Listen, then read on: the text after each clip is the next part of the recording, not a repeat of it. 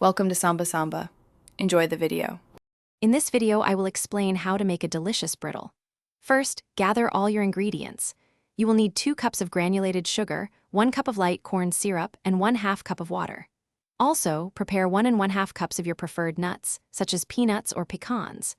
Don't forget 1/2 cup of unsalted butter, 1 teaspoon of vanilla extract, and 1 teaspoon of baking soda. Having everything measured out makes the process smooth and enjoyable.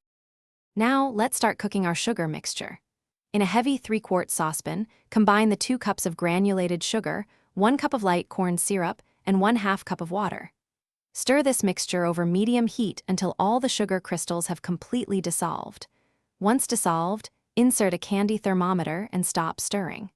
Continue cooking until the mixture reaches exactly 300 degrees Fahrenheit, which is the hard crack stage. This precise temperature is crucial for perfect brittle. Once your sugar mixture hits 300 degrees Fahrenheit, remove it from the heat immediately. Quickly stir in your 1 1/2 cups of nuts, followed by the 1/2 cup of unsalted butter and 1 teaspoon of vanilla extract. The final step is to vigorously stir in the 1 teaspoon of baking soda. This will cause the mixture to foam up and lighten in color, creating that characteristic brittle texture. Work quickly, as it sets fast.